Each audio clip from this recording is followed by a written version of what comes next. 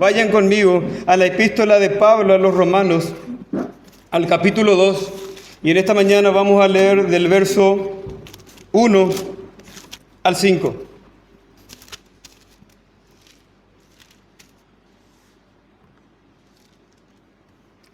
Amén. Bien dice la palabra del Señor: por lo cual eres inexcusable, oh hombre, quien quiera que seas tú que juzgas. Pues en lo que juzgas a otro te condenas a ti mismo, porque tú que juzgas haces lo mismo. Mas sabemos que el juicio de Dios contra los que practican tales cosas es según verdad. ¿Y piensas esto, oh hombre, tú que juzgas a los que tal hacen y haces lo mismo, que tú escaparás del juicio de Dios? ¿O menosprecias las riquezas de su benignidad, paciencia y longanimidad, ignorando que su benignidad te guía al arrepentimiento? Pero por tu dureza y por tu corazón no arrepentido, atesoras para ti mismo ira para el día de la ira y de la revelación del justo juicio de Dios.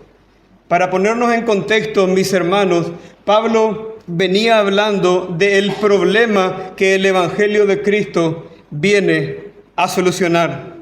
Él les había dicho en el capítulo 1, desde el verso 18 en adelante, que la ira de Dios estaba sobre los paganos inmorales que injustamente no reconocen a Dios, al Dios creador, le niegan y viven de espaldas a su ley, cometiendo toda clase de perversiones y de pecado. Él había nombrado perversos sexuales, asesinos, inventores de males desleales, sin afecto natural y una extensa lista de maldades y de pecados. Es probable que muchos que estuvieran ahí o que estén leyendo a Pablo, al escuchar todo esto, hubiesen asentido a lo que Pablo estaba diciendo y dicho o pensado: concuerdo contigo, Pablo, que la ira de Dios se derrame sobre los malvados, sobre los injustos, sobre esto que acabaste de mencionar. Es probable que dentro de esa audiencia había muchos judíos moralistas o tal vez romanos moralistas que querían la destrucción de los malvados. Lo que ellos no sabían es que si Dios destruía a los malvados, ellos también serían destruidos. Lo cierto es que Pablo conocía muy bien, mis hermanos, el pensamiento moralista y nacionalista de los judíos. ¿Por qué razón? Porque él mismo en el pasado era uno de ellos. Cuando él despliega el currículum de su vida pasada a los Efesios en el capítulo 3, a los Filipenses, en el capítulo 3, él concluye en el verso 6 diciéndole que él en cuanto a la ley era irreprensible, intachable. Es probable que este antiguo Pablo se jactaba de lo que era, se creía mejor que los demás, miraba a los demás con desprecio. ¿Por qué razón? Porque él era un hombre intachable y esta era la mentalidad de los moralistas judíos. Es por esta razón y conociendo bien Pablo el pensamiento moralista judío que ahora él va más a fondo en su análisis respecto al problema de la humanidad y apunta a otro tipo de seres humanos. Él ya había puesto en primer lugar desde el verso 18 del capítulo 1 a los inmorales, pero ahora se dirige a los moralistas que a su manera también incurren en injusticia. Niegan a Dios y le rechazan. Veamos cómo comienza el verso 1 del capítulo 2 de Romanos, que se nos dice: por lo cual eres inexcusable, oh hombre, quien quiera que seas tú que juzgas. Ahora ya la acusación de Pablo se amplía. La inexcusabilidad no es solamente de los paganos inmorales, sino también de los moralistas, de aquellos que sí tienen en cuenta la ley de Dios. ¿Y cómo yo llego a esta conclusión o cómo llegamos a esta conclusión de que este otro grupo sí tiene en cuenta la ley de Dios? Porque se nos dice que este personaje, este hipotético personaje, juzga. Oh hombre, quien quiera que seas tú que juzgas. Y sabemos nosotros que para poder juzgar tenemos que tener en cuenta la ley. Algo que el primer grupo de inmorales no tenía en cuenta. Pablo ya dijo en el verso 28 del capítulo 1 que ellos no aprobaron tener en cuenta a Dios. En otras palabras, que ellos decidieron vivir de espaldas a su ley. Ahora bien, en el capítulo 2, Pablo se dirige a otro grupo de personas que sí consideran la ley. Y él les dice, quien quiera que seas tú que juzgas, quien quiera que seas. Si bien esta frase es una frase muy general, muy amplia, que podemos nosotros incluir aquí a romanos, a paraguayos o a quien quiera que sea, es evidente que Pablo tiene en mente a los judíos y a su pensamiento nacionalista y moralista. Los judíos creían que por ser descendientes físicos de Abraham, por tener la ley y observarla, eran merecedores del cielo. Fíjense lo que ahí mismo Pablo más adelante en el capítulo 2, pero del verso 17 en adelante les dice: He aquí, tú tienes el sobrenombre de judío, y te apoyas en la ley, y te glorías en Dios, y conoces su voluntad, e instruido por la ley, apruebas lo mejor, confías en que eres guía de los ciegos, luz de los que están en tinieblas, instructor de los indoctos, maestro de niños, que tienes en la ley la forma de la ciencia y de la verdad. Por otro lado, Pablo también va a decir en el capítulo 9 de Romanos, desde el verso 4 en adelante, que de estos israelitas son la adopción, la gloria, el pacto, la promulgación de la ley, el culto y las promesas, y de quienes son los patriarcas, y de los cuales, según la carne, vino el Cristo. Todo esto le hacía creer a ellos que eran una raza superior y que tenían el cielo asegurado. Hasta el día de hoy, hermanos, nosotros podemos ver este pensamiento moralista, legalista y nacionalista judío, por ejemplo, en la Mishnah, que es la tradición de interpretación de la Torá, de la ley. Nosotros encontramos que esta dice explícitamente: todo judío tiene una porción en el mundo venidero. O sea, por el simple hecho de ser judío, tú ya tienes tu parcela, de cielo asegurado. Eran el pueblo de Dios, vivían bajo su ley y ellos probablemente pensaban, ¿qué más nos puede faltar? Llenamos todos los requisitos, el cielo nos pertenece, es nuestro destino. No hay dudas para eso. Podemos ver claramente retratado este pensamiento moralista y legalista de los judíos. Por ejemplo, cuando el Señor Jesús enseña esta parábola en Lucas 18 del fariseo y el publicano. Fíjense en el verso 11 cómo ora este fariseo, este judío moralista.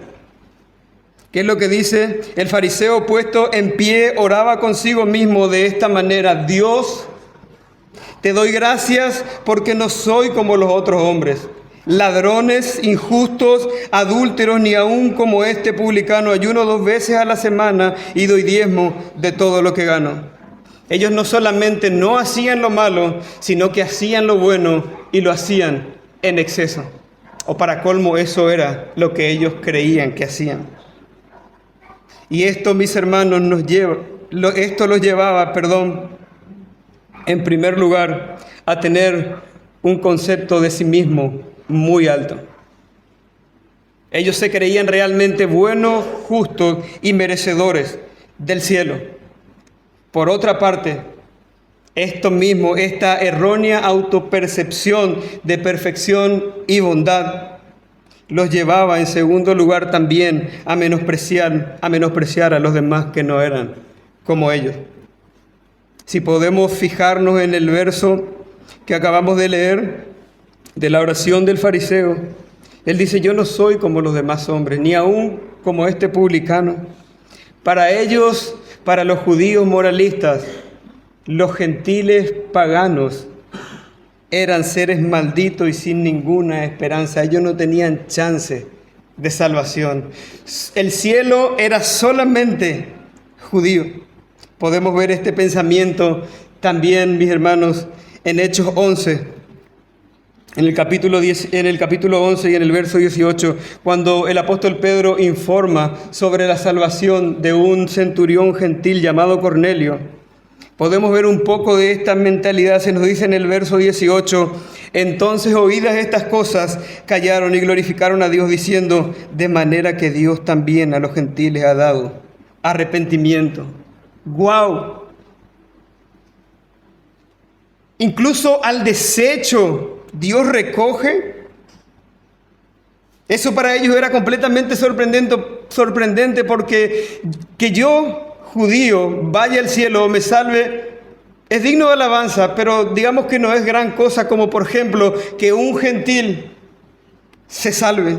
Eso es algo digno de asombro. Ellos se creían superiores a los demás y los menospreciaban. Ahora este tipo de personas es que Pablo les dice en el versículo 1: eres inexcusable. Oh hombre, quien quiera que seas tú que juzga. Te hablo a ti judío, a ti moralista, a ti romano moralista, a ti encarnaceno moralista. Tú no eres diferente a los demás. No eres diferente por congregarte en una iglesia, por hacer un conjunto de cosas, por tener tu vida ordenada. Tú no eres diferente a los demás. Lo único que te diferencia, si te has arrepentido y has creído en Cristo, es la gracia del Señor, nada más. Ahora Pablo les dice: escúchenme bien, judíos moralistas, el problema de la ira de Dios no es con un grupo determinado de personas o con un grupo determinado de seres humanos, sino con todo el género humano, que es por naturaleza injusto. En esta sección de la carta, ya comenzada en el capítulo 1 y el verso 18, continuando todo el capítulo 2 y extendiéndose hasta el capítulo 3, Pablo va a desarrollar la doctrina evangélica del pecado y de la culpabilidad humana. Para Pablo, mis hermanos, en este sentido solamente hay dos tipos de seres humanos: los malos y los malos que parecen buenos, nada más. En Romanos 3, por ejemplo, Pablo va a decir en el verso 9 del capítulo 3: pues ya hemos acusado a judíos y a gentiles que todos están bajo pecado. Y ahora procede a citar al salmista David en el Salmo 14, y él va a continuar diciendo: no hay justo ni aun uno, no hay quien entienda, no hay quien busque a Dios, todos se desviaron, a una se hicieron inútiles, se convirtieron en inútiles, no hay quien haga lo bueno, no hay ni siquiera uno. Y va a terminar de una manera contundente en el 23, diciendo: por cuantos todos pecaron y están destituidos de la gloria de Dios. Judíos y gentiles, ricos y pobres, jóvenes y ancianos, encarnacenos, asuncenos, brasileros, quien quiera que sea, todos son pecadores y están bajo la ira de Dios. Los malos, los inmorales, los que no tienen buena conducta, pero también los malos que parecen buenos, que adornan toda su maldad con buena conducta. A los primeros, a los malos, a los inmorales, Pablo ya les declaró, como bien dijimos en el capítulo 1, que ellos no tienen excusa para negar al Dios creador, porque la creación y su propia conciencia dan testimonio contra ellos. Pero ahora pasa a declararle a los moralistas que ellos tampoco tienen excusa.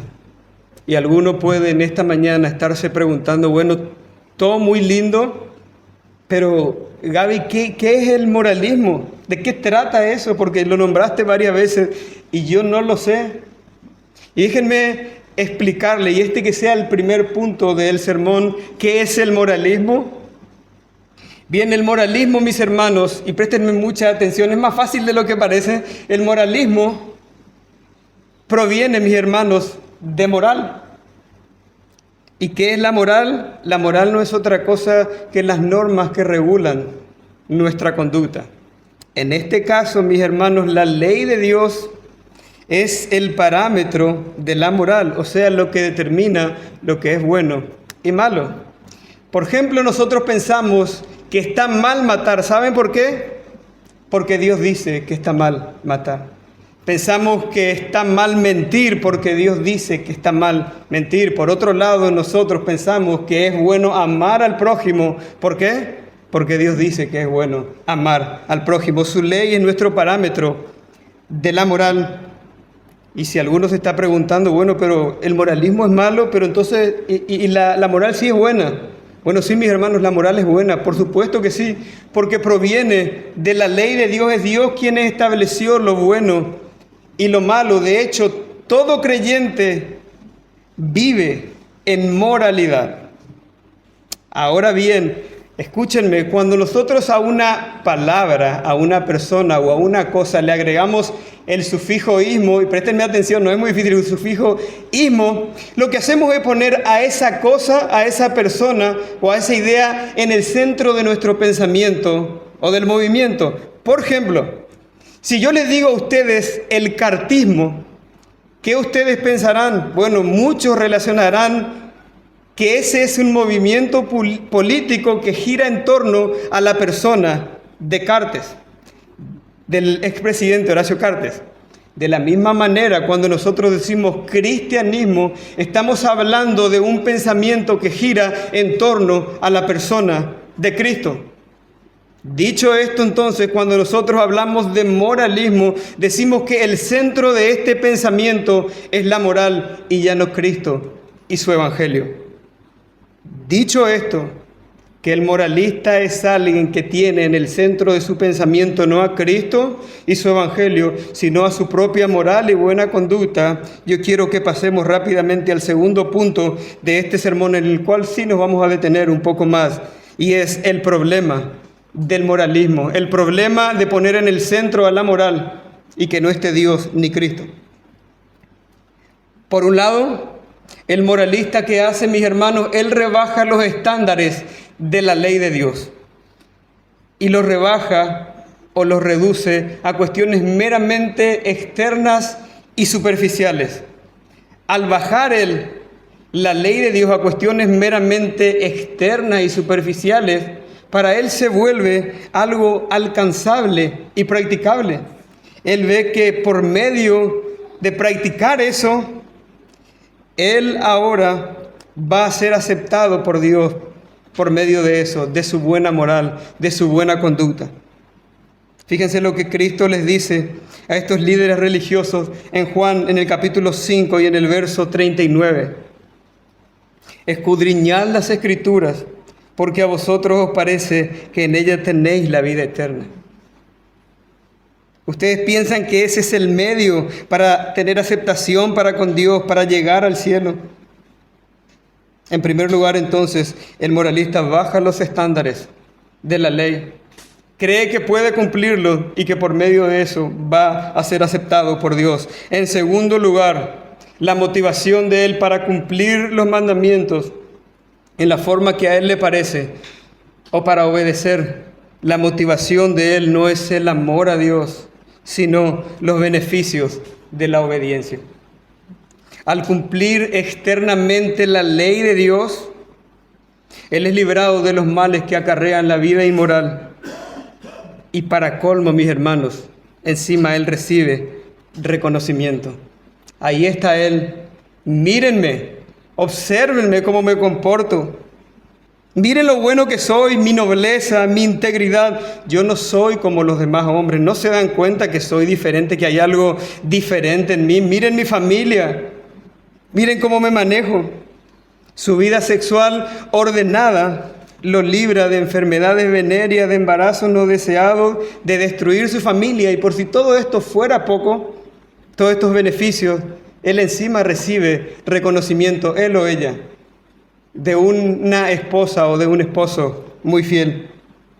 El no mentir para él es ganancia, son beneficios, porque él no tiene en cuenta a Dios, pero él reconoce los beneficios que hay en no mentir. ¿Qué hace él? Bueno, él no miente y ahora, gracias a eso, él gana confianza de los demás y gana prestigio. Este es una persona de fiar. Él vive en armonía con quienes lo rodean gracias a seguir preceptos cristianos de caridad y de amor. A él le encantan los beneficios temporales de la ley, es librado de males y es reconocido. Y el moralismo, mis hermanos, es tan sorprendente y llega a puntos, incluso llega tan lejos, mis hermanos, que muchas veces encontramos hasta ateos moralistas. Y eso es algo sorprendente. Hace unas semanas atrás leí algo que me sorprendió. El famoso ateo y activista por el ateísmo Richard Dawkins escritor de libros como por ejemplo El espejismo de Dios o Ateísmo para principiantes, sorprendió al mundo luego de afirmar en un reportaje que se consideraba a sí mismo como un cristiano cultural. Si bien para este ateo, para este hombre, Dios es una fantasía irracional, él considera que los principios morales que afirma el cristianismo son seguros y sanos para el hombre y la sociedad. Él quiere los beneficios de Dios, pero sin Dios. Y si bien este caso del ateo moralista es un caso extremo, créanme, mis hermanos, que esto no dista mucho de la realidad de muchos moralistas religiosos, porque ese es en esencia el problema del moralismo. Es una religión, pero sin Dios, un cristianismo sin Cristo. ¿Por qué? Porque Cristo para ellos está de más, no lo necesitan. ¿Saben por qué no lo necesitan? Porque ellos mismos, por medio de su buena conducta, ya van a llegar al cielo. Ellos están camino al cielo por cómo se comportan. Por esta razón, mis hermanos, es que el moralismo legalista es totalmente contrario al Evangelio de Cristo. El moralismo te dice, haz esto y serás aceptado por Dios. El Evangelio, sin embargo, te dice, cree en que Cristo hizo lo que tú nunca jamás podrías llegar a haber hecho y serás aceptado por Dios en base a lo que Cristo ya hizo. Pablo mismo va a decir a los Efesios en el verso 6 del capítulo 1 que su gracia nos hizo aceptos en el amado. No somos aceptados por cómo nos comportamos. No eres aceptado por venir a la iglesia. No eres aceptado por hacer esto o aquello. Si eres aceptado es solamente porque Cristo se hizo carne, se hizo hombre y vino a este mundo, se sometió a la ley y de manera perfecta Él fue a la cruz como una ofrenda perfecta y pagó con su sangre por tus pecados. Solamente por medio de eso tú eres aceptado y por nada más. A estos moralistas es que Pablo les dice, en lo que tú juzgas a los otros te condenas a ti mismo en el verso 1, porque tú juzgas y haces lo mismo. Y en el verso 3 va a decir, oh hombre, tú que juzgas a los que tal hacen y haces lo mismo. Es probable que estos, al escuchar la primera parte del mensaje de Pablo, mientras él hablaba de los inmorales, estos moralistas, ya sea romanos o judíos, se espantaban. ¿Escuchaste lo terrible de la perversión sexual? ¿Homosexuales? ¿Escuchaste eso de los asesinos? ¡Qué espanto! Ahora Pablo les dice a estos que se espantaban con el pecado ajeno, con la inmoralidad sexual, con las perversiones, con las injusticias ajenas, les dice, ellos son inexcusables y son culpables. Y es como que se da la vuelta y le dice, pero ustedes también no tienen excusa y son culpables. ¿Te parece terrible, judío moralista, romano moralista, encarnaceno moralista, la inmoralidad sexual? ¿Te espanta del homosexualismo? Pero no te espantas cuando codicias a una mujer que no es la tuya o a un esposo que no es el tuyo. ¿No te espantas por eso? ¿No te das cuenta que de esa manera tú también incurres en una injusticia similar de perversión sexual? ¿Te horrorizas por el asesino judío? ¿Pero no te horrorizas al hablar mal en contra de tu hermano? ¿No te horrorizas al llamarlo estúpido? Porque a eso Dios ya lo considera homicidio. Así de alta es la ley de Dios. Fijémonos en Mateo 5:21. Cuando Cristo enseña solamente este punto, vamos a ver. Cuando Cristo enseña sobre este punto de la ley en Mateo 5:21, Él les dice, oíste que fue dicho a los antiguos, no matarás. Y cualquiera que matare será culpable de juicio. Pero yo os digo que cualquiera que se enoje contra su hermano será culpable de juicio. Y cualquiera que diga necio a su hermano será culpable ante el concilio. Y cualquiera que le diga fatuo quedará expuesto al infierno de fuego. Así de alta, mis hermanos, son las demandas de la ley de Dios. Judío, escúchame bien. Y tú también, mi hermano, que estás en esta mañana. La ley no se resume solamente en cosas exteriores y superficiales. No tiene que ver solamente con lo que haces, sino que tiene que ver con lo que tú haces, dices, piensas y sientes. Es así de alta la ley de Dios. Todo es juzgado por la ley y en ella se demanda perfección. El que hiciere estas cosas, dice la ley, vivirá por ellas. El que hiciere algunas cosas vivirá por ellas. El que hiciere gran parte de estas cosas vivirá por ellas. No, el que hiciere estas cosas vivirá por ellas. Por otro lado, Santiago dice que el que ofende en un solo punto de la ley se hace culpable de todo. Lo que haces, lo que dices, lo que piensas y lo que sientes, y de manera perfecta, así de altas son las demandas de la ley. Y naturalmente, mis hermanos, el hombre imperfecto y pecador no puede alcanzar las demandas de un Dios infinitamente santo y perfecto. La verdadera justicia que Dios demanda para ser perdonados y aceptados por Él debe ser perfecta, mis hermanos. Es eso lo que Él demanda. Y esta perfección solamente puede ser conseguida a través de la fe en el perfecto sacrificio de Jesucristo. Pablo le va a decir a estos mismos romanos más adelante en el verso 1 del capítulo 5, justificados pues por la fe, tenemos paz para con Dios por medio de nuestra conducta. Justificados pues por la fe, tenemos paz para con Dios por medio de cómo nos comportamos. No, mis hermanos, justificados pues por la fe, tenemos paz para con Dios solamente por medio de nuestro Señor Jesucristo. Por nadie ni por nada más, solo por Cristo. Solo Cristo en su vida perfecta pudo cumplir las demandas de la ley y llenar los requisitos de la santidad, justicia y bondad que son necesarios para estar en paz con Dios y para alcanzar la vida eterna. Nadie más pudo, nadie más puede, solo Cristo, solo Cristo. Ahora bien, está claro que estos judíos no veían la ley de esa manera, con esa imposibilidad de cumplimientos. Y a estos es que Pablo se dirige y les quiere hacer entender, quiere que estos hombres entren en conciencia, que se despierten a la realidad de su condición, que ellos también son pecadores injustos y que están en un gravísimo problema. Y ahora va a pasar a comentarles que la cosa es aún peor. Ellos son pecadores y en el verso 2 les va a decir, más sabemos, verso 2 del capítulo 2 de Romanos, más sabemos que el juicio de Dios contra los que practican tales cosas es según verdad. La Biblia de las Américas traduce este verso diciendo, y sabemos que el juicio de Dios justamente cae sobre los que practican tales cosas. O sea, cuando Pablo dice que el juicio de Dios es según verdad, lo que está diciendo es que el juicio de Dios va a ser según la realidad, según la verdadera condición. No solamente se va a juzgar lo que haces, sino también lo que piensas, lo que sientes, la motivación que tú tienes al hacer esto o aquello.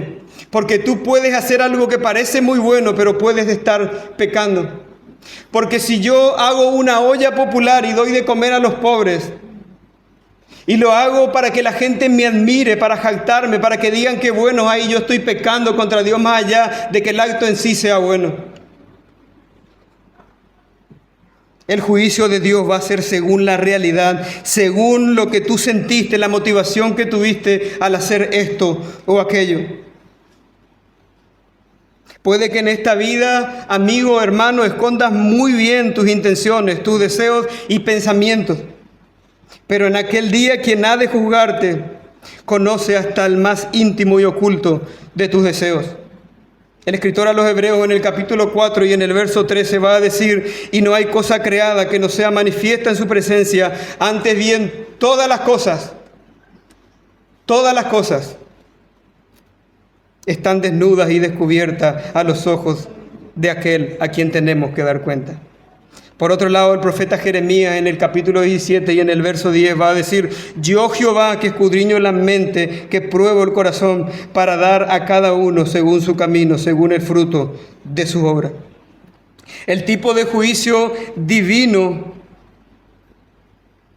es de total conocimiento y es, mis hermanos, implacable en cuanto a la justicia. Como bien dice Pablo, este juicio será según verdad, según la realidad de cada uno, no solamente la realidad externa, sino también la realidad interna. Nosotros podemos ver claramente cuán distinto es el juicio divino. Es muy distinto al nuestro. Por ejemplo, cuando Jesús se dirige a los líderes religiosos. Si nosotros tuviéramos hoy en día un fariseo en esta iglesia, probablemente sería uno de los servidores. ¿Por qué? Porque estas personas eran intachables, no solamente eran intachables, eran admirados por la sociedad, por su buena conducta. Uno pensaría que Cristo el santo, el justo, en su transitar terreno, Él iba a tener más problemas con los pecadores, con las rameras, con los ladrones y con los borrachos, pero eso no fue así. Cuando Jesús se dirige a estos que eran admirados por su conducta en Mateo 23, 27 y los acusa, Él les dice: ay de vosotros, escribas y fariseos hipócritas, porque sois semejantes a sepulcro blanqueado, que por fuera, la verdad, se muestran hermosos. Están llenos de buenas obras, de buena conducta, todos los admiran. Mas por dentro están llenos de huesos de muertos y de toda inmundicia. ¿Nunca usted se fue, mi hermano, al cementerio y vio un gran panteón, un gran mausoleo? Con revestimientos caros, con gárgolas, con ángeles, con molduras. Y eso puede parecer muy lindo y una obra de arte, pero por dentro no está más que lleno de pudredumbre, de putrefacción y de gusanos. Es eso lo que Cristo está diciendo, así de duro fue el Señor. Así te ves tú, hombre o mujer, si quieres justificarte delante de Dios por medio de tus obras. Toda tu justicia es como un trapo de inmundicia, porque la única justicia que Dios acepta es la de su Hijo perfecto, que murió en la cruz del Calvario por pecadores. Es evidente que Cristo, al juzgar, veía más allá que nosotros. Él veía también lo interno. Por su parte, Pablo mismo va a declarar más adelante en este capítulo 2 de Romanos, en el verso 16, en el día en que Dios juzgará por Jesucristo los secretos de los hombres conforme a mi evangelio. Hasta los secretos más guardados saldrán a la luz aquel día. Sí, hermano, lo escuchaste bien. Hasta el secreto más guardado saldrá a la luz aquel día. ¿Se te vino algún pensamiento a la mente? ¿Algún secretito? En aquel día todo saldrá a la luz si tú no te arrepientes y no confiesas que Cristo es el Señor, si tú no pides perdón por tus pecados. El que va a juzgarte conoce todo, incluso el mayor de tus secretos o el más guardado de tus pensamientos. Y quiero en este momento parafrasear a Pablo, porque si el juicio va a ser de esta manera, donde se conoce todo, donde se conocerá todo, quiero parafrasear a Pablo en el verso 3 y preguntarte: ¿en serio crees tú que escaparás? ¿En serio piensas tú que escaparás del juicio divino, de aquel que no solamente conoce tus actos, sino también tus pensamientos y tus sentimientos? ¿En serio crees tú que escaparás? Quiera el Señor, mi hermano, en esta mañana, que por medio de su Espíritu y de su palabra, de estos versos, Él pueda traer conciencia de pecado, que pueda obrar en los corazones trayendo convicción de pecado, para que dimensionemos esta verdad, para que la tomemos como se merece. Y en este punto, mis hermanos, yo quiero que pasemos al último punto de este sermón, que es la condenación de los moralistas. Estos están en un grave problema porque ellos piensan que están camino al cielo por su conducta, cuando en realidad no son así. son tan culpables y tan inexcusables como los inmorales. Pero esta es la condenación de los moralistas. Fíjense lo que Pablo dice en el verso 4.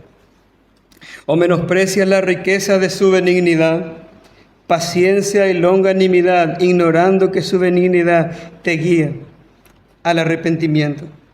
La Nueva Versión Internacional dice de esta manera: ¿no ves que desprecias la riqueza de la bondad de Dios, de su tolerancia, de su paciencia, al no reconocer que su bondad quiere llevarte al arrepentimiento? Los judíos moralistas o los moralistas en general, mis hermanos, ellos creen que todo lo bueno que les sucede a ellos es resultado o producto de su buena conducta o de lo bueno que son. Lo que Pablo les está diciendo es que las bondades de Dios, todo lo bueno que te ocurre, todo lo bueno que sucede en tu vida, debiera llevarte no a ensoberbecerte, a jactarse que todo lo bueno que te ocurre es porque eres bueno, sino que debería llevarte a humillarte y a reconocerte delante de Dios y a reconocerlo a Él, que es quien da todas las cosas.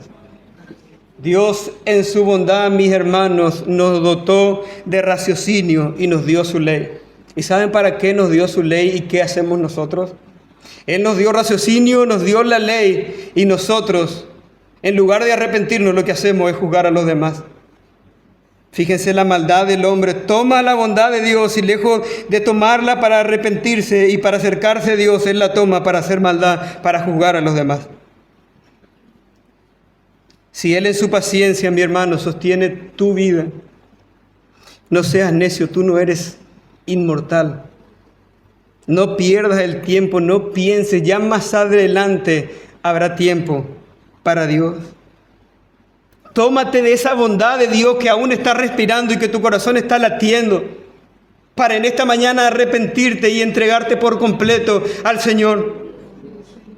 Si por causa de su longanimidad Él todavía aún no te destruyó por tu maldad, no es para que te relajes y confíes que eres un ser especial, distinto a los demás. Tú necesitas arrepentirte y lo necesitas con urgencia. Porque tú no sabes si esta misma tarde tú estarás en un cajón y tus familiares alrededor llorándote. Y tú abrirás tus ojos a la eternidad. Tú no lo sabes. Arrepiéntete en esta mañana. Que la bondad de Dios que aún te tiene con vida te lleve a arrepentirte y a hacer las paces con Él por medio de Jesucristo. ¿No te das cuenta, oh hombre, oh mujer, que si tienes una buena familia, no es porque eres un gran hombre, una gran mujer, sino por su gracia? Es Él quien te regaló eso. Tú ni siquiera mereces estar respirando su aire, caminando su suelo. Tú no mereces eso, es por su gracia. Si tu corazón está latiendo ahora mismo, no es porque llevas una alimentación sana y porque haces ejercicio. Es simplemente porque Dios en su infinita misericordia te está regalando vida, cuando Él bien podía haber derramado el juicio sobre ti y haberte destruido. Escúchame, tú creyente en esta mañana, que has podido venir al ayuno, que puedes orar y leer tu Biblia, que puedes hacer obras de caridad. Eso no es por tu nobleza o bondad, sino por la gracia de Dios que puso en ti el querer como el hacer, por su buena voluntad. No tomes su buena voluntad para hacer lo malo, para alejarte de Él, sino agacha la cabeza y reconócele que Él es soberano y Él da todas las cosas según le place. Y ha sido bueno para contigo. ¿Sabes por qué? Porque hoy estás en esta mañana, en este lugar, escuchando que Cristo murió por tus pecados. ¿Lo crees? Dale gloria al Señor. Si no, yo hubiese sido destruido, como bien dice el profeta Jeremías en Lamentaciones 3:22. Por las misericordias de Jehová no hemos sido consumidos.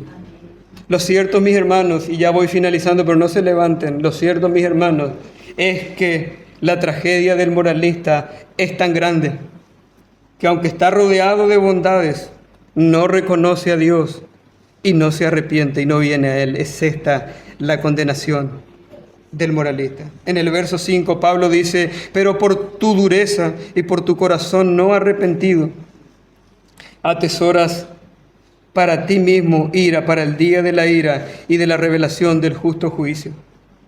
A pesar de las enormes e innumerables bondades de Dios, este segundo grupo moralista no quiere agachar la cabeza y reconocer al soberano. Entonces lo único que le queda a ellos es el justo juicio de Dios.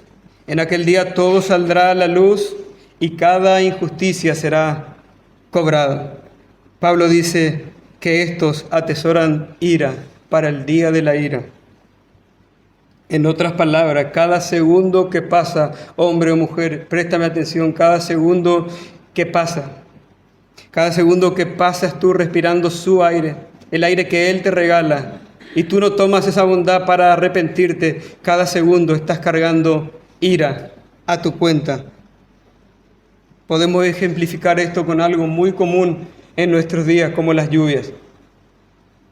Uno puede ver que las gotas van cayendo y parece algo insignificante, no lo tiene en cuenta y van cayendo las gotas, pero cuando uno menos se da cuenta, esas gotas son una gran cantidad de agua amontonada y llegado su momento, la potencia de las aguas son capaces de desarraigar los árboles, de mover los vehículos, incluso de tumbar casas y de cobrarse vida. De la misma manera, tú estás cargando ira para el día de la ira y tarde o temprano, así como las aguas acumuladas pueden levantar, destruir ciudades enteras, la ira del Señor te va a destruir. De una manera similar, pero infinitamente mayor, será desatada la ira de Dios sobre los injustos en el día final. En este día que el profeta Amós dice en el capítulo 5 y en el verso 18 de Amós: ay de los que desean el día de Jehová. ¿Para qué quieres el día? ¿Para qué quieres este día de Jehová? Será un día de tinieblas y no de luz. En serio, hermano. En serio, amigo, ¿vas a esperar aquel día para arreglar las cuentas? ¿No te das cuenta que aquel día vas a pagar con tu propia alma por tu injusticia? ¿Vas a esperar aquel día de tiniebla y no de luz, cuando hoy, en esta mañana, estás respirando por su bondad y puedes arrepentirte? Quiero preguntarte en esta mañana, esto del juicio de Dios tan terrible, ¿no te genera nada? ¿No sientes nada? Nos preocupamos muchas veces por las cuentas, por las enfermedades. ¿No te das cuenta que esto es muchísimo mayor que cualquier problema que te puede presentar esta vida? ¿No te tiemblan las piernas cuando escuchas sobre el juicio de un Dios santo que va a destruirte eternamente por causa de tus pecados? ¿No te genera nada? Tan duro está tu corazón, tan inerte estás. Quiera el Señor que en esta mañana, por medio de su palabra, tú vengas a Él en arrepentimiento y fe, que te reconozcas por el bien de tu alma. Como si Dios rogase por medio mío, hermano, yo te ruego que tú te reconcilies con Dios. No esperes a la eternidad, hoy hay esperanza. Ven a Cristo, ven a Él y serás salvo. No habrá destrucción para ti. Habrá paz para con Dios y vida eterna, gozo pleno, un gozo que jamás has experimentado si no has venido a la fe. Un gozo que no puede darte este mundo, que solamente en Dios se encuentra. No esperes aquel día. Hoy tienes la oportunidad de solucionar este problema. Si esperas aquel día, mi amigo, lo que tú sufrirás es pena de eterna perdición, excluido de la presencia del Señor y de la gloria de su poder. Pero si en este momento estás angustiado, aunque sea un poco, y estás sintiendo que tú realmente eres injusto y pecador, que tú no amas a tu prójimo como debes, que tú muchas veces deseas, piensas y sientes aquello que tú sabes que está mal, si te reconoces pecador, si reconoces que tú mereces el castigo por tu injusticia, Pablo tiene algo que decirte a ti si te consideras pecador. En 1 de Timoteo 1:15, él dice que palabra fiel y digna de ser recibida por todos es este evangelio. Es lo que Cristo ofrece. Salvación para todo aquel que cree. Palabra fiel y digna de ser recibido por todos. ¿Cuál es esta? Que Cristo Jesús vino al mundo. Escúchame, pecador. Escúchame, pecador, pecadora. Cristo Jesús vino al mundo para salvar a los pecadores. Si tú te sientes pecador, lo que está diciendo Pablo aquí es que Cristo Jesús vino al mundo por ti. Sí, con nombre y apellido, Cristo vino al mundo por ti. Él, cuando estaba en la cruz del Calvario, estaba pensando en ti con nombre y apellido y estaba considerando todos los pecados que tú tienes y que vas a realizar durante toda tu vida. Cristo Jesús vino al mundo para salvar a los pecadores. Ven a Él.